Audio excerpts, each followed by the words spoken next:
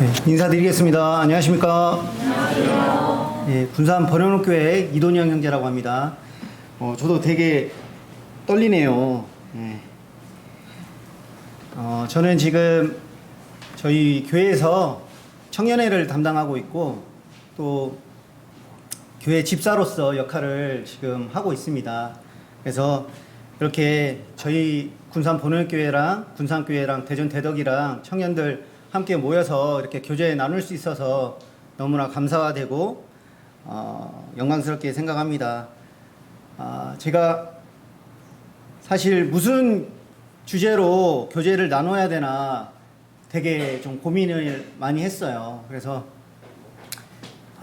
우리 청년들한테 충성에 대해서 교제를 나눠야 되나, 아니면 현재 위치에서 정말 최선을 다해서 섬기는 모습으로 해서 교제를 나눠야 되나 되게 좀 고민이 많더라고요. 왜냐하면 주제를 정해서 준 게 아니기 때문에 좀 고민이 많았는데, 제가 고민 가운데, 기도 가운데 이 주제로 하면 좋겠다라고 생각이 들어져서 한번 이렇게 한번 해보려고 합니다. 챕터 1 해서 어제가 무슨 날이었죠? 네, 맞아요. 발렌타인데이였습니다. 제가 혹시 어떤 주제를 가지고 교제를 나눌지 아마 감을 잡으신 분도 있을 거예요. 이 하트 표시를 보시고. 혹시 어제 뭐 초콜릿 좀 받으셨나요? 네. 못 받으셨나요?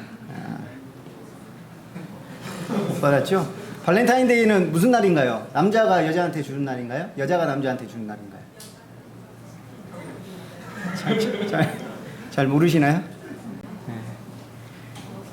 남자가 받는 날이죠. 남자가 받는 날입니다. 반대로 화이트데이는 남자가 여자한테 주는 날이고, 제가 그쪽에 좀 종사를 해서 잘 알고 있습니다. 제가 주제는 오늘 사랑에 대하여 관련해 가지고 좀 교제를 나누고자 하는데요. 여러분, 사랑은 땡땡땡이다 라고 있는데 한번 맞춰 보십시오. 그러면 제가 상품이 있습니다. 상품이 책 선물이 있어요. 결혼 하나가 되다라는 책을 좀 선물 받은 게 있어서 여러분한테 좀 드리도록 하겠습니다. 그래서 사랑은 땡땡땡이다. 혹시 아무거나 이렇게 한번 말씀을 좀. 사랑은 뭘까요? 예, 말씀하세요. 무조건. 무조건이다. 사랑은 무조건이다. 예. 그럼 맞는 말인 것 같아요. 근데 제가 원하는 답은 좀, 우리 히로이가 이제. 예? 사랑은 하나님이다.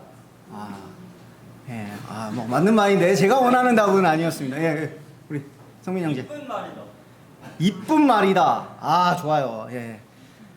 계속 안 나올 것 같아요. 제가 정답을 좀 제가 원하는 것은 사랑은 내어줌이다 라고 이렇게 한번 정의를 해봤어요. 왜 사랑은 내어줌이냐? 이 말씀에 로마서 4장 25절 말씀에 이렇게 써 있습니다. 예수는 우리가 범죄한 것 때문에 내줌이 되고 또한 우리를 의롭다 하시기 위하여 살아나셨느니라. 로마서 4장 25절에 이렇게 나와 있는데요. 자, 한번 생각해 보시게요. 우리 주님께서 이 땅에 오실 이유가 전혀 없으셨어요, 사실. 왜냐하면 만왕의 왕 되시고 만주의 주 되신 하나님의 아들 되신 분께서 굳이 이 땅에 오실 이유가 없었잖아요. 근데 뭐 때문에? 우리 때문에, 우리 죄 때문에 이 세상 가운데 내어줌이 되셨어요. 그렇잖아요. 그걸 한번 생각해 보시면 왜 내줌이 됐나, 이걸 한번 매칭을 시켜볼 수 있을 것 같아요. 그래서 사람의 모양으로 나타나사 자기를 낮추시고 죽기까지 복종하셨으니 곧 십자가에 죽으심이라. 빌립보서 2장 8절에 이렇게 나와 있는데요. 사람의 모양으로 이 땅 가운데 나셨다는 거예요. 왜? 그 하나님께서, 완벽한 그 신께서 이 땅에 사람의 모양으로 오셨습니다. 왜? 우리 죄 때문에. 그래서 죽기까지 복종하셨고 십자가에서 죽으셨어요. 여러분들 생각해 보세요. 여러분들 지금 사람의 모양으로 이 땅에 났잖아요. 우리는. 그죠? 근데 여러분들 보고 개의 모습으로, 고양이의 모습으로 살아가라고 한다면 얼마나 그 큰 모욕이겠습니까? 근데 그 모욕을 우리 주님께서는 감당하시고 오셨다는 거예요. 십자가의 도가 멸망하는 자들에게는 미련한 것이요 구원을 받는 우리에게는 하나님의 능력이라. 여기 보시면 적혀 있죠. 예. 이 스크린에 적혀 있습니다. 십자가의 도가 구원받지 않는 사람들에게는 아무런 의미가 없어요. 무슨 의미가 있겠습니까? 그들에게. 그죠? 그러나 구원을 받은 우리에게는 놀라운 하나님의 능력이 되는 것입니다. 여러분들, 그런 하나님의 능력 가운데, 능력 안에서 살아가는 우리라는 걸 생각하시면 좋을 것 같아요. 이제 또 갈라디아서 2장 20절 말씀인데요. 우리가 너무 잘 아는 말씀이죠. 한번 한 목소리로 같이 읽겠습니다. 저기 다 보이실 거예요. 시작. 내가 그리스도와 함께 십자가에 못 박혔나니 그런즉 이제는 내가 사는 것이 아니요 오직 내 안에 그리스도께서 사시는 것이라. 이제 내가 육체 가운데 사는 것은 나를 사랑하사 나를 위하여 자기 자신을 버리신 하나님의 아들을 믿는 믿음 안에서 사는 것이라. 예, 우리가 주님과 함께 십자가에 못 박혔습니다. 그래서 이제 여러분들이 사는 게 아니에요. 그죠? 오직 내 안에 그리스도께서 이제 사시는 것입니다. 그래서 빨간색 친 거 보시면 나를 사랑하사 나를 위하여 자기 자신을 버리신 하나님의 아들을 믿는 믿음 안에서 여러분이 사는 것입니다. 따라서 하나님의 그늘 아래 믿음 안에서 사는 우리는 안전합니다. 그래서 그런 하나님을 믿으시고 여러분들이 굳건하게 믿음 생활했으면 좋겠습니다. 그래서 다시 한번 제가 말씀을 좀 드리면요. 하나님의 아들이신 예수 그리스도께서 사람의 형체를 입어 이 땅에 내어주셨다는 사실. 어떻게? 내어주셨어요. 이것은 정말 놀랍고 감사한 하나님의 사랑과 은혜가 아닌가 이렇게 생각이 들어져요. 그러면 나는 어떻게 내어주고 있는가 한번 이렇게 살펴봤으면 좋겠습니다. 여러분 솔직히 어때요? 나는 어떻게 받는 편에 익숙한가요? 아니면 주는 편에 좀 익숙한가요? 한번 양심에 손을 얹고 한번 잘 생각해 봤으면 좋겠어요. 그러면 여러분들이 오히려 또 말할 수 있겠죠. 그럼 거기서 앞에서 말씀 전하는 형제님은 받는 편이냐 주는 편이냐 이렇게 물어볼 수도 있을 것 같아요. 저는 이제 모르겠어요. 제 위치가 이제 밥을 또 사줘야 되고 돌아봐야 될 그런 입장이기 때문에 이제 객관적으로 보면 좀 그런 면에서 보면 받는 것보다는 이제 주는 편에 좀 속하는 것 같아요. 한 7대3, 뭐 8대2, 뭐 이 정도. 그래서 제가 이제 어떤 은사가 있냐면 약간 기프티콘의 은사가 있어요. 기프티콘을 좀 잘 뿌리는, 잘 주는 그런 부분이 있어요. 그래서 예전에 좀 지출이 많았을 때는 기프티콘 값만 한 달에 한 30만 원 정도 나가더라고요. 그래서 이건 좀 아닌 것 같다, 좀 부담이 돼서 좀 지금은 자제하고 있습니다. 그래서 아마 우리 교회 청년들은 저한테 기프티콘 한 번씩은 다 받아봤을 것 같아요. 한 번 이상은. 뭐 안 받은 사람은 있어도 한 번 모르겠어요. 더 받지 않았나 그런 생각이 들어져요. 아무튼 제가 말씀드리려고 한 거는 여러분들은 어떠냐 이거죠. 내가 받는 쪽이냐 아니면 주는 쪽이냐. 어떻게 보면 받는 게 50, 주는 게 50 딱 이렇게 하면 얼마나 좋겠어요. 그죠? 받을 줄도 알고 이렇게 베풀 줄도 알고 그런 마음이 있으면 참 좋을 것 같아요. 자, 근데 성경은 어떻게 말하냐 이렇게 보면요. 이렇게 말합니다. 주는 것이 받는 것보다 복이 있다. 제가 단순히 이제 기프티콘 말하는 거 아니에요. 오해하시면 안 돼요. 자, 범사에 여러분에게 모본을 보여준 바와 같이 수고하여 약한 사람들을 돕고 또 주 예수께서 친히 말씀하시는 바 주는 것이 받는 것보다 복이 있다 하심을 기억하여야 할지니라. 사도행전 20장 35절에 이렇게 나와 있습니다. 뭐라고요? 주는 것이 받는 것보다 복이 있다. 자, 문제 나갑니다, 여러분들. 여기 어디입니까? 손 들고 말씀하시면 되겠습니다. 선물 있습니다. 손 들고. 틀렸습니다. 바다. 네. 사해. 오, 맞습니다. 여기 나오세요. 네, 축하합니다. 네, 여기 사해 바다예요. 그죠? 네. 그래서 워낙 이제 소금물 농도가 짙어서 그냥 바다에 떠버리는. 근데 절대 눈 뜨고 들어가면 눈 멀어버립니다. 여기 예. 저도 가보지는 못했어요. 예. 데드시라고 하죠. 이 사해의 특징을 보면 여기 이제 중동 지역에 위치하고 있습니다. 그래서 이스라엘과 요르단과 팔레스타인의 이제 자치구 사이에 걸쳐져 있는데 이제 아마 들어봐서 아실 거예요. 해수면보다 낮습니다. 얼마나? 430m가. 그렇다 보니까 지구상에서 가장 낮은 위치에 이제 취하게 되는데 길이가 50km고 폭이 15km예요. 길이가 50km, 폭이 15km. 근데 하나의 특징이 또 있습니다. 이 특징을 한번 맞춰보시면 좋을 것 같아요. 아시는 분. 사해 바다가 이게 세 가지 특징이 있는데 하나의 더 특징이 있어요. 제가 말하고자 하는 의도랑 한번 결부시켜 보시면 아마 생각이 나실 듯도 할 것 같은데 하나의 더 특징이 있어요. 한번 특징을 말씀해 보실래요? 뭐가 있을까요? 제가 말씀 전한 거랑 이렇게 연관 지으면 조금 답이 나올 수도 있어요. 유추해 보시면. 왜? 소금을 많이 내어줘. 아, 소금을 많이 내어준다. 내어준다. 맞아요. 맞는데 제가 원하는 그 답은 좀 아닌 것 같아요. 죄송해요. 네. 어떤 게 있어요? 네, 영웅 물을 받기만 하고 내보내지 않나? 오, 박수 한번 쳐주세요. 네.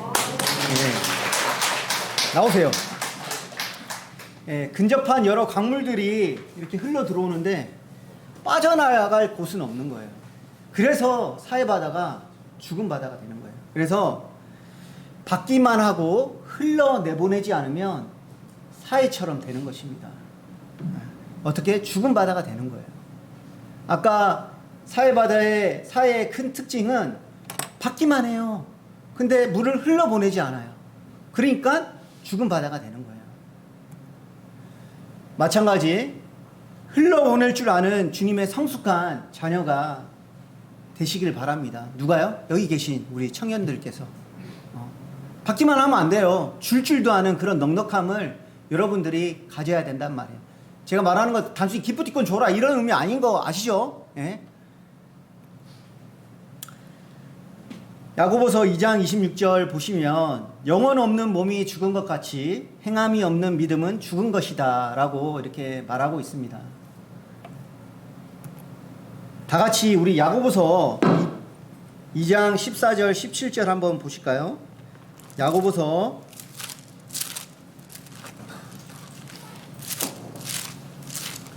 2장 14절 17절입니다.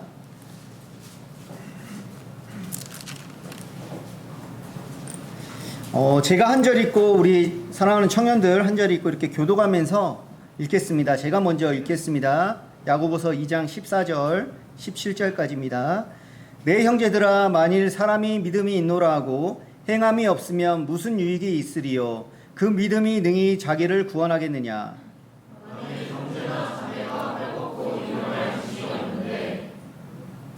너희 중에 누구든지 그에게 이르되 평안히 가라 덥게 하라 배부르게 하라 하며 그 몸에 쓸 것을 주지 아니하면 무슨 유익이 있으리요? 네, 감사합니다. 방금 보신 바와 같이 믿음과 행함은 서로 대치되는 게 아니에요. 서로 상호 보완적인 관계에 있습니다. 방금 말씀 읽었는데요. 우리 만약에 예를 들면서 이제 다른 청년들 예를 들기 그렇고 우리 이제 효로 경제가 있어요. 예를 들어서 우리 저기 앞에 있는 효로 경제가 밥을 예를 드는 거예요. 오해하시면 안 돼요. 3일 동안 굶었어요. 돈이 없어가지고 사 먹을 돈이 없어서. 그럼 제가 효로 경제 가서 스테이크 먹어. 왜 굶고 있어? 이러면 되겠어요? 이게 사랑이 아니라는 거예요. 효로 경제 가자. 밥 사줄게. 뭐 먹고 싶어? 이게 사랑이라는 거예요. 그래서 믿음과 행함은 어떻게 보면 동전의 양면과 같습니다. 아예 다른 게 아니고요. 사실 믿음은 우리가 하나님의 선물로 인해서 거저 받는 것이죠. 그러나 믿고 이후의 삶은 행함이 있어야 된다라는 거예요. 그래서 여러분들이 야고보서 말씀을 헷갈려 하시거나 이렇게 어렵게 생각하실 필요가 전혀 없어요. 복음도 마찬가지입니다. 여러분들 흘려 보내야 됩니다. 제가 말하고 싶은 핵심은 어떻게 보면 이거예요. 복음도 동일합니다. 여러분들을 선물로 받았잖아요. 그 선물을 받은 것을 믿지 않는 자들에게 흘러 보내줘야 되는 거예요. 솔직히 여러분들 얼마나 지금 최근에 복음 전한 적이 언젠가 한번 떠올려 보세요. 저 어제 전했어요. 뭐 이렇게 말을 할 수 있는 청년들도 있을 것이고, 내가 언제 전했더라? 이렇게 머리를 극적극적 거리는 청년들도 있을지 모르겠습니다. 에베소서 2장 8절 보시면 너희는 그 은혜에 의하여 믿음으로 말미암아 구원을 받았으니 이것은 너희에게 난 것이 아니요 하나님의 선물이라 라고 이렇게 말하고 있습니다. 여러분들, 구원은 하나님의 선물로 우리가 받은 것이에요. 그 선물을 여러분만 갖고 있겠습니까? 다시 다른 분들에게 전해줘야 되지 않겠어요? 너는 말씀을 전파하라. 때를 얻든지 못 얻든지 항상 힘쓰라. 범사의 오래 참음과 가르침으로 경책하며 경계하며 권하라. 이렇게 말씀하고 있어요. 어떻게? 말씀을 전파하래요. 어떻게? 때를 얻든지 못 얻든지 항상 힘쓰랍니다. 근데 우리는 고민하잖아요. 내가 이게 말씀 전하면 이렇게 복음 전하면 저 사람이 어떻게 관심을 가질까? 이런 걱정하잖아요. 속된 말로 쓸데없는 걱정인 거예요. 우리가 해야 될 일과 하나님이 해야 될 일이 구분되어 있는 거예요. 우리는 그냥 말씀 전하기만 하면 되는 거예요. 구원받게 하시는 거는 하나님의 영역인 거예요. 하나님이 하실 일이에요. 무슨 말씀인지 아시겠죠? 여러분들 아침밥 먹고 오신 분? 안 드시고 오시나요? 저는 항상 아침을 먹어요. 아침 먹을 때 여러분들 젓가락 숟가락으로 음식 해가지고 이까지 이렇게 먹잖아요. 그렇게 안 하고 기도만 하면은 어떻게 음식이 이렇게 들어지나요? 아니죠. 그건 우리가 해야 될 일이에요. 그러나 음식을 꼭꼭 씹고 넘겨가지고 소화시키고 하는 건 어떻게 해요? 내가 해야 될 일인가요? 물론 내가 꼭꼭 씹어야 되죠. 근데 그건 이제 하나님이 하시는 거예요. 그렇게 구분하면 조금 이해가 되실지 모르겠습니다.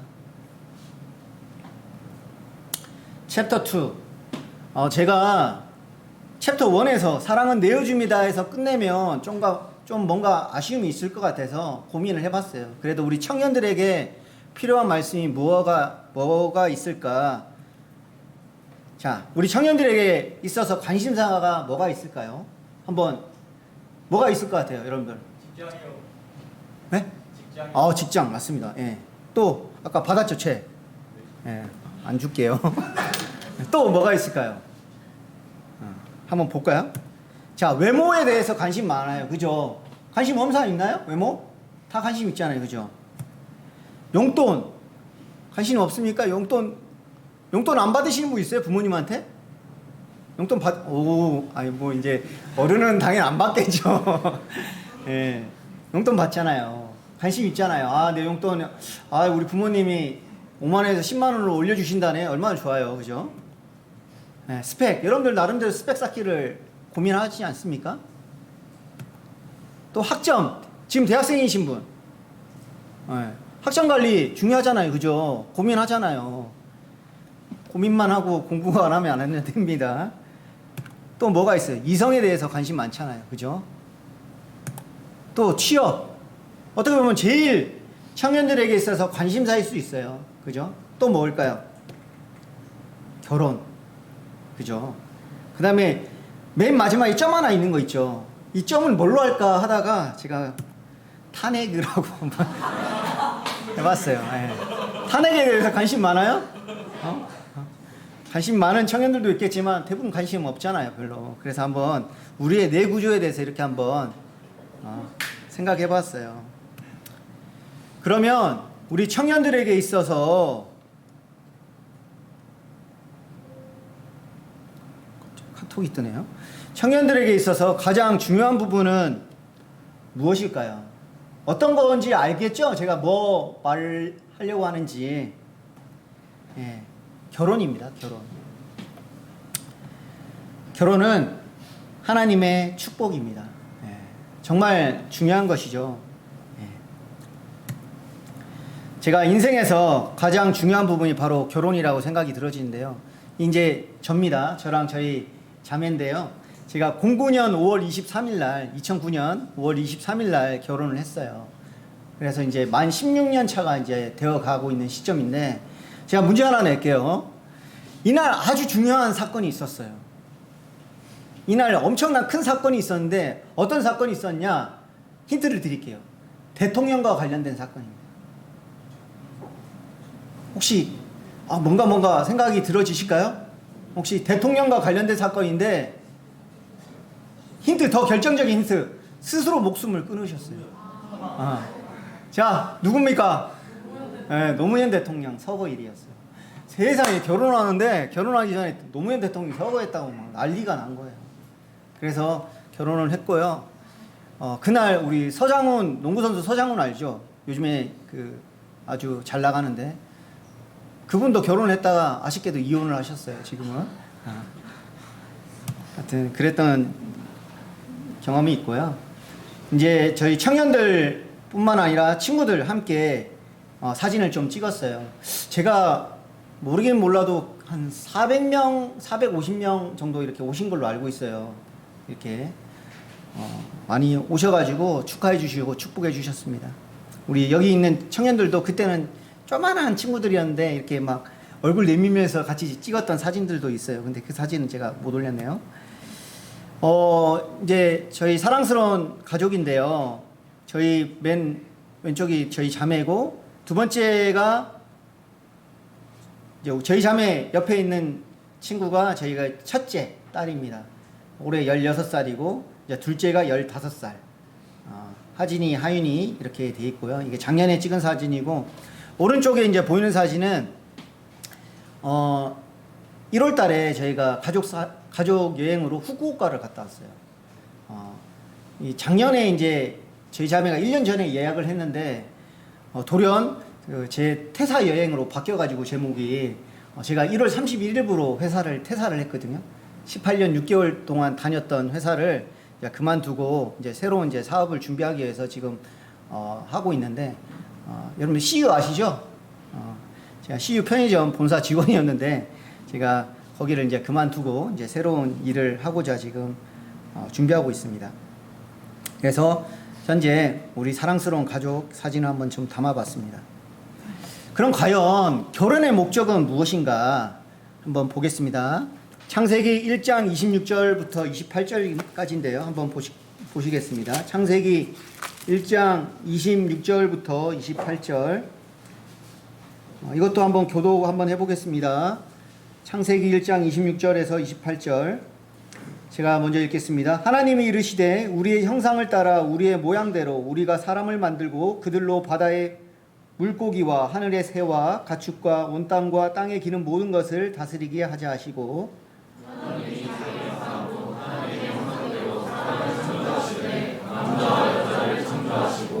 하나님이 그들에게 복을 주시며 하나님이 그들에게 이르시되 생육하고 번성하여 땅에 충만하라. 땅을 정복하라. 바다의 물고기와 하늘의 새와 땅에 움직이는 모든 생물을 다스리라 하시니라. 네, 감사합니다. 결론적으로 뭐냐? 결혼의 목적은 바로 하나님의 영광을 드러내는 부분이라는 것이죠. 제가 챗 GPT에게 한번 물어봤어요. 성경에서 말하는 결혼에 대해서 답해줘 했더니, 성경에서 결혼은 단순한 계약이 아니라 하나님 앞에서 맺는 신성한 언약이며 막 이런 식으로 딱 나오더라고요. 그걸 그대로 한번 적어봤어요. 근데 챗 GPT에서 말하는 이 결혼에 대해서 너무 정확하게 알려주는 거예요. 여러분들 보실 때 저거 내가 동의할 수 없어 라는 구절이 있나요? 너무 합당한 말씀으로 이렇게 받아지더라고요. 예. 하나님 앞에서 맺는 신성한 언약입니다. 그리고 사랑과 헌신과 존중과 순결이 바탕이 되는 관계라고 하는 것이죠. 그래서 부부는 서로를 돕고 하나님의 뜻을 이루며 평생 함께하는 동반자로 살아가야 된다라고 이렇게 말하고 있습니다. 저 죄송한데 좀만 끄면 안 될까요? 제가 너무 좀 더워가지고 죄송합니다. 네. 성경에서 말하는 결혼이란 창세기 2장 24절에 이렇게 말해요. 이러므로 남자가 부모를 떠나 그의 아내와 합하여 둘이 한 몸을 이룰지로다. 근데 여기서 이제 세 가지 사항이 있어요. 세 가지 핵심 요소가 뭐냐면, 먼저 남자가 부모를 떠나는 것과, 두 번째가 그의 아내와 합하는 것, 세 번째가 둘이 한 몸을 이룰지로다라는 부분인데요. 이걸 한번 좀 보시면, 남자가 부모를 떠난다라는 의미는 이 물리적인 독립을 의미하는 거예요. 부모가 남자를 떠나는 게 아니에요. 남자가 부모를 떠나는 거예요. 이게 바뀌면 안 됩니다. 그래서 새로운 가정이 이루고 그 가정이 최우선 순위가 되어야 돼요. 근데 여러분들 잘 알아야 돼요. 물리적인 독립이 필요한데 여기는 반드시 경제적인 독립도 있습니다. 뭐 어떤 사정이 돼서 단기간 뭐 부모님한테 지원을 받는 거야 뭐 그럴 수 있다고 쳐요. 근데 결혼을 했는데도 계속 경제적인 지원을 받는다. 그거는 여러분들 죄송한 말이지만 독립을 못한 거예요. 그러면 안 돼요. 오히려 여러분들이 벌어서 부모님한테 일정한 용돈을 드리는 거는 아주 잘하고 있는 부분이에요. 근데 반대로 부모한테 계속 일정 수입을 내가 받는다. 이건 잘못된 거예요. 네. 이건 아닙니다. 그래서 여러분 경제적인 부분까지도 독립하셔야 된다. 그 다음에 부부관계가 부모보다 더 중요한 관계로 설정돼요. 그러면 중요한 어떤 안건이 있거나 문제가 있으면 부모님과 먼저 상의를 하는 것이 아니라 먼저 부부지간에 상의를 하고 이렇게 결정을 하셔가지고 부모한테 조언을 구한다든지 뭐 말씀을 하신다든지 이렇게 해야지. 그게 바뀌면 안 됩니다. 무슨 말인지 아시겠죠? 그게 바로 남자가 부모를 떠나야 된다라는 의미로 해석하실 수가 있고요. 두 번째, 그의 아내와 합하여라고 하는데, 합하다 이 말은 히브리어로 다바크라고 한다고 합니다. 이것은 문자적으로 단단히 붙다, 끊어지지 않도록 결합하다라는 뜻을 가지고 있는데, 가령 이렇게 생각하면 좀 쉬우실 것 같아요. 예를 드는 거예요. 남자가 여자가 있어요. 결합하다. 이렇게 딱 붙어 있는 상태. 무슨 말씀인지 아시겠죠? 이거는 단순한 육체적인 결합만을 말하는 게 아니에요. 정서적, 영적, 삶의 모든 영역에서 강한 연합을 말하는 거예요. 여러분들 혹시 그 군인들 서바이벌 해가지고 하는 거 프로그램 보신 거 있으세요? 네. 재밌었죠? 그 제목이 뭐지? 갑자기 생각이 안 나요? 강철부대. 강철부대 이름 생각이 안 나서. 네. 강철부대 하면 팀 서바이벌 하면서 연합하는 게 있었어요. 뭐 해병대랑 뭐 예를 들어서 특전사랑 연합하고 그런 연합이에요. 하나가 되는 거예요. 하나가. 그리고 결혼은 일시적인 관계가 아니라 지속적이고 헌신적인 관계라는 거죠. 네. 제가 저희 자매한테 고마웠던 거는 제가 2016년도인가 17년도인가 육아휴직을 한 적이 있었어요. 제가 이 말을 되게 자주 하는데 제가 지금도 아마 죽을 때까지 제가 잊지 못할 말인 것 같아요. 저희 아내가 제가 많이 스트레스 받고 힘들어했을 때 육아휴직을 제가 1년 10개월인가 했거든요. 그때 저희 자매가 해준 말이 자기야 너무 힘들면 육아휴직 하라고. 자기는 육아휴직 할 자격이 있다고. 이렇게 말해준 거예요. 그래서 제가 저희 자매 앞에서 갖다 대고는 못 울고 마음속으로 제가 지금 펑펑 울었어요. 진짜. 너무 고맙더라고요. 정말 이 사람은 나를 그렇게 위해서 격려해주고 따뜻한 말을 해주구나. 그래서 항상 이런 말을 제가 어디 가면 자랑을 합니다. 우리 자매가 이런 얘기를 해줬다고. 그게 부부간의 관계예요. 마지막으로 둘이 한 몸을 이룰지로다. 한 몸, 히브리어로 바사르, 부부가 완전히 하나 되는 것을 말하는데요. 이제 우리가 부부는 일심동체라 이런 말 많이 쓰잖아요. 이게 똑같은 말이에요.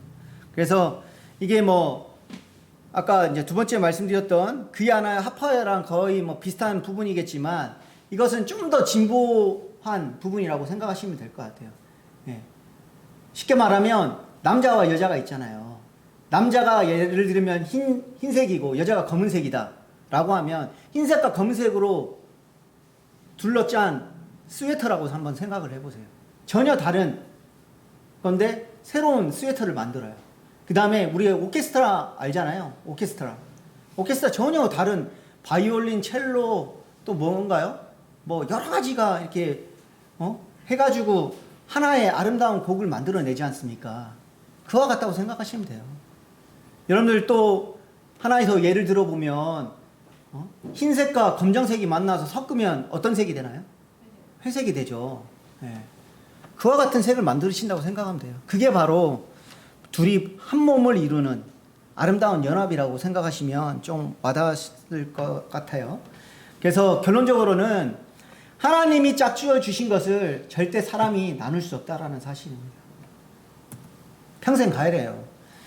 그래서 여러분들 결혼을 귀하게 여기는 마음이 중요합니다. 근데 많은 사람들이 결혼을 가볍게 여겨요. 이게 문제예요.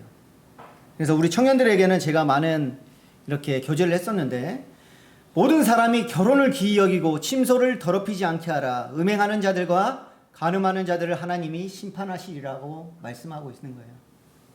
결혼을 귀하게 여겨야 돼요. 여러분들 결혼 가볍게 여기는 사람 여기 없죠? 우린 세상 사람들하고 다르잖아요. 그죠? 결혼을 귀하게 여길 줄 아는 마음이 중요합니다. 왜? 하나님 말씀이 이렇게 하고 있잖아요. 왜 이렇게까지 해야 되나요? 첫 번째, 하나님의 명령이기 때문입니다. 두 번째, 하나님께서 거룩하시기 때문이에요. 세 번째, 이것이 바로 배우자, 여러분들이 만날 형제, 만날 자매에 대한 예의와 배려이기 때문입니다. 제가 유튜브에서 한번 봤어요. 현재 여자들이 남자를 선택할 때 조건이 있더라고요. 뭐가 있을까요? 뭐 정확하게 한번 대답 한번 해주세요. 뭐가 있을까요? 어떤 걸 볼까요? 조건. 직장. 맞았어요. 선물 드릴게요. 나오세요. 이제 선물 하나 남았습니다. 한번 볼게요. 직업을 봅니다. 그 다음에 자산을 본대요. 그 사람이 얼마나 돈이 있는지. 자산은 자본 플러스 부채예요. 근데 아마 자본을 많이 볼 것 같아요. 부채는 안 보고. 그죠?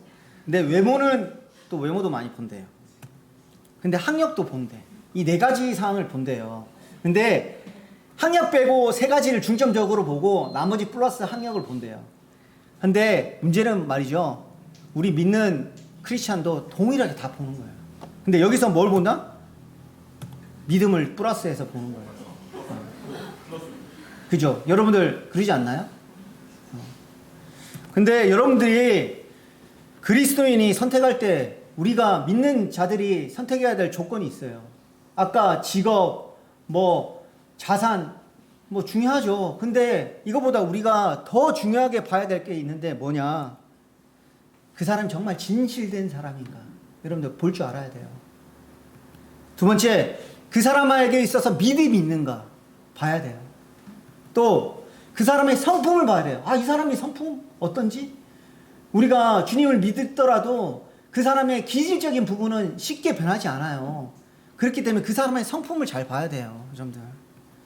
그 다음에 그 사람이 주님 안에서 비전은 무엇인가 봐야 됩니다.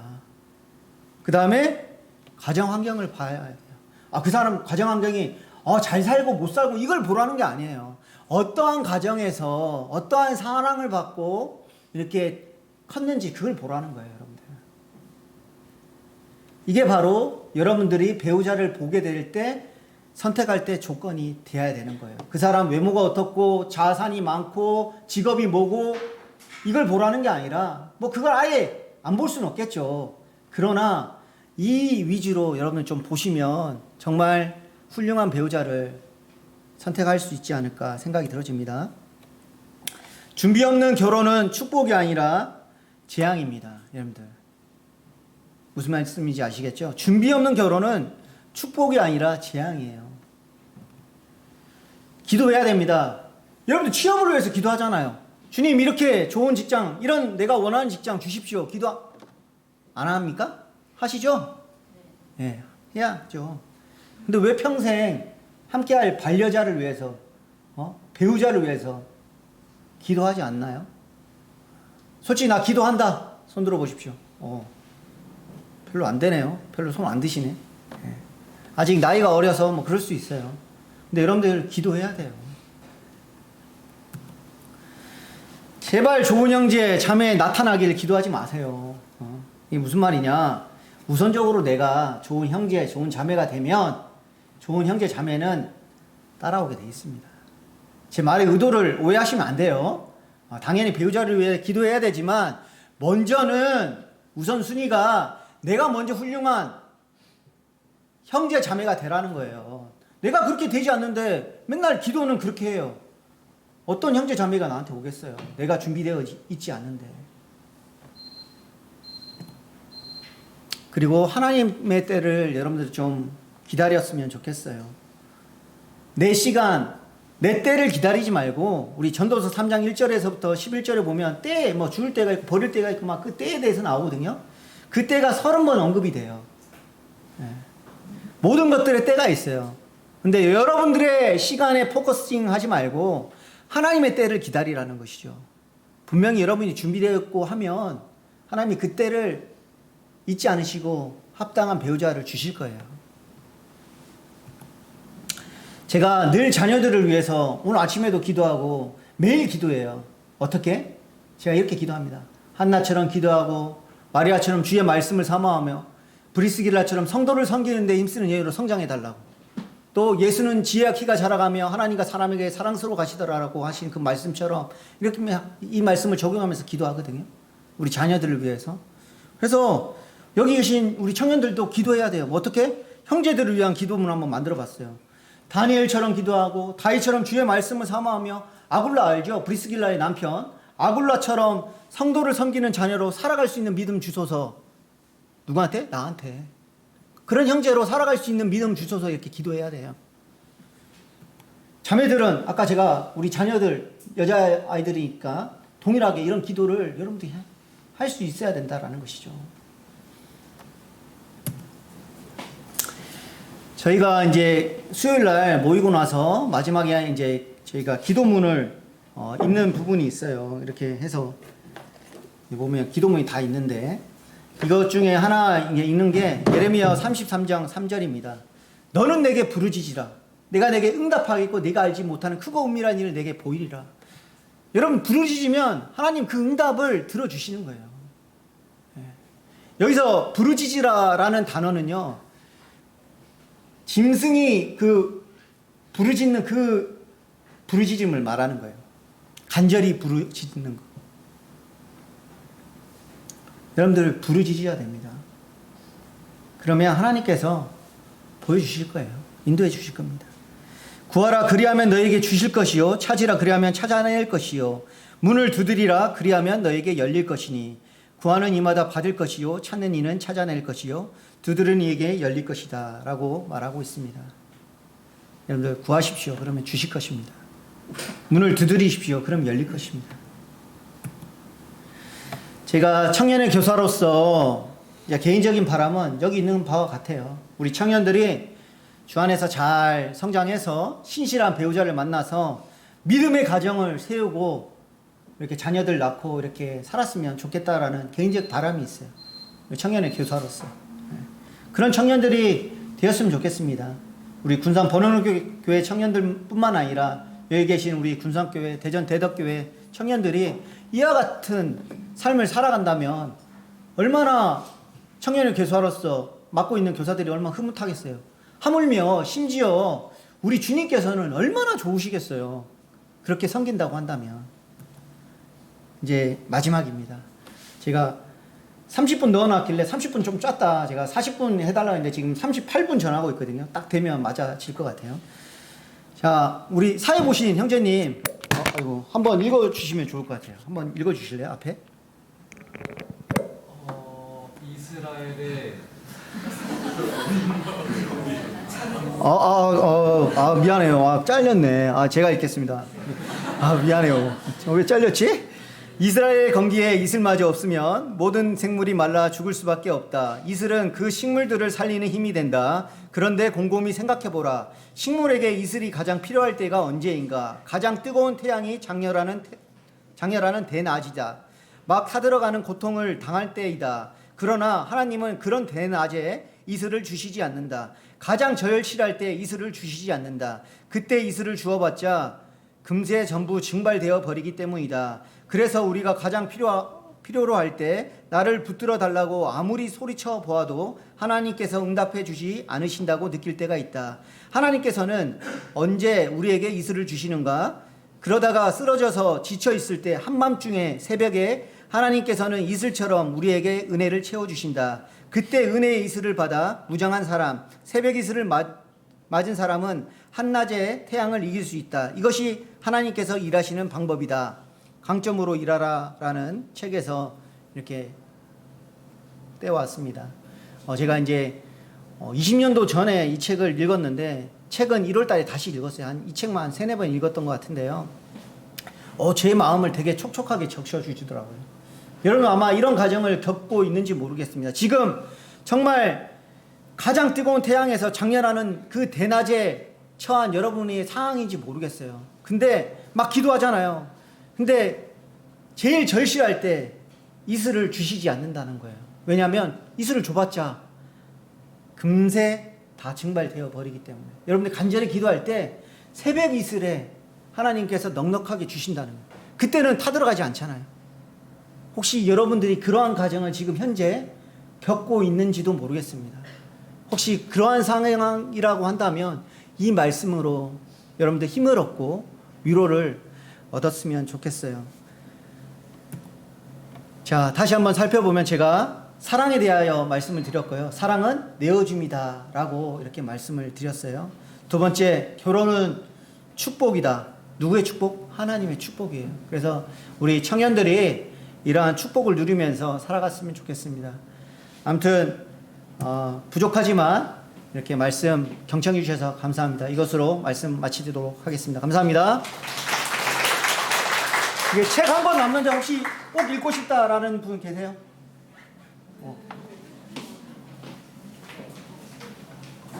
감사합니다.